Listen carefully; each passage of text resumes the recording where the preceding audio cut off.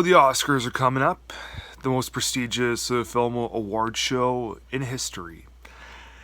And, of course, don't always get it right, but the majority of the time, if I ever disagree with the Oscars, most of the time it is like, you know what, I don't agree with it, but let them win anyway. Like Rocky winning Best Picture and Best Director. No, Rocky was not the best film of 1976, but come on, let it win. Let it win. Gandhi. Gandhi wasn't quite the best film of 1982, but come on, it was good. It was, let it win. But sometimes there are cases of the worst winner of a non-good film being a winner. A case where I can't say let it win.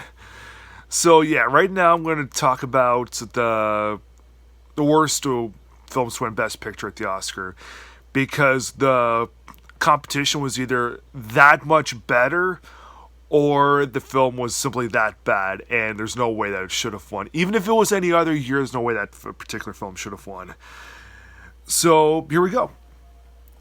Coming in at number 10 for the worst is Shakespeare in Love. I know that a lot of people would call Shakespeare in Love like top 2 or 3 worst films. Thing is, Shakespeare in Love is actually a beautiful film. It's great. But best picture worthy, not 1998 when it defeated things like Saving Private Ryan, Thin Red Line, Life is Beautiful, Big Lebowski, some of those films which weren't even nominated. Yeah, no. And number 9 is Chicago, because it defeated The Pianist, Lord of the Rings, The Two Towers, City of God, Minority Report, and a bunch of others. I love Chicago, but it's not even one of the 10 best films of 2002. Yeah, I'm sorry. And number 8 is The Shape of Water. Now, I know a lot of people love The Shape of Water, but I remember when this movie came out, and although it was a great technical achievement, the movie's basically grinding Nemo.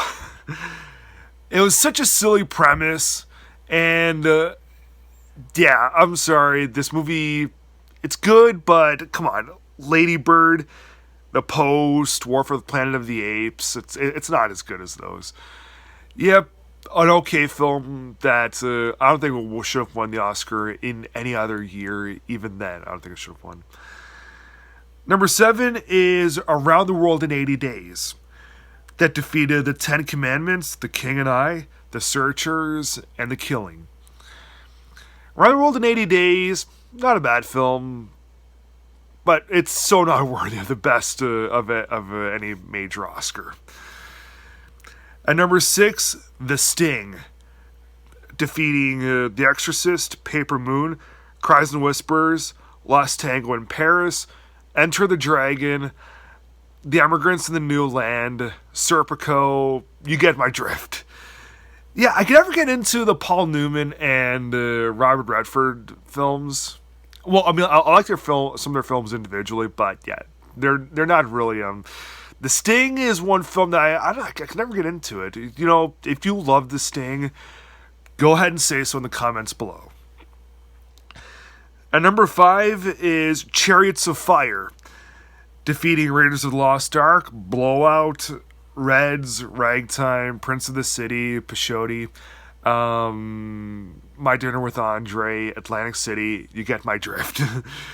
Yeah, Chariots of Fire, another film I never saw the fascination with. I mean, like, when I saw it, I thought to myself, not bad, but I really don't see the fuss with this. Yeah, why did people gush over it in 1981 when it first came out? Like, it's just one of those films where I don't know. And number 4 is a shocker. It's a film that I never liked. It's 12 Years a Slave. 12 Years a Slave is like the definitive film about slavery, And it's also an incredibly overrated film. Yep. I never liked 12 Years a Slave. I would rather if the statue had gone out to like the Dallas Buyers Club or All's Lost or Wolf of Wall Street or Short Term 12. Yeah, I should do a critique of 12 Years a Slave sometime, say why I really don't like the film at all. But for now, it's about the Oscars, and yeah, 12 Years a Slave is a film that I don't think is was good enough to win the statuette. And number 3 is another film which I hate, and it's a forgotten film. It is Going My Way from 1944. It defeated Double Indemnity, Laura, Arsenic and Old Lace. Why did... Okay, I get it. Arsenic and Old Lace is a severely demented comedy. But why not Double Indemnity and Laura? Why not give those films the Oscar statuette? I mean, like, Going My Way, I didn't see anything good with that one. So, number 2 is Driving Miss Daisy. A totally useless film that defeated Do the Right Thing, Born on the 4th of July, Crimes and Misdemeanors, The Little Mermaid, The Burbs, Henry V, My Left Foot. Yeah, I hated Driving Miss Daisy. I know a lot of people didn't like Yearbook, Green Book, sorry, which is a kind of similar film from the 2010s. Dude, give me Green Book over Driving Miss Daisy any day of the week. And my pick for the worst film to win Best Picture, Terms of Endearment. I get it, Terms of Endearment, girly picture, romance picture. I love me those films.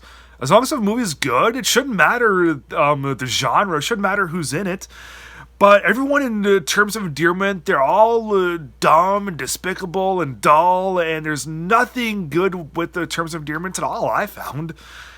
The fact that it defeated such films as Fanny and Alexander, Return of the Jedi, Tender Mercies, yeah, The Big Chill, it should not have defeated any of those. I'm sorry. So there you have it.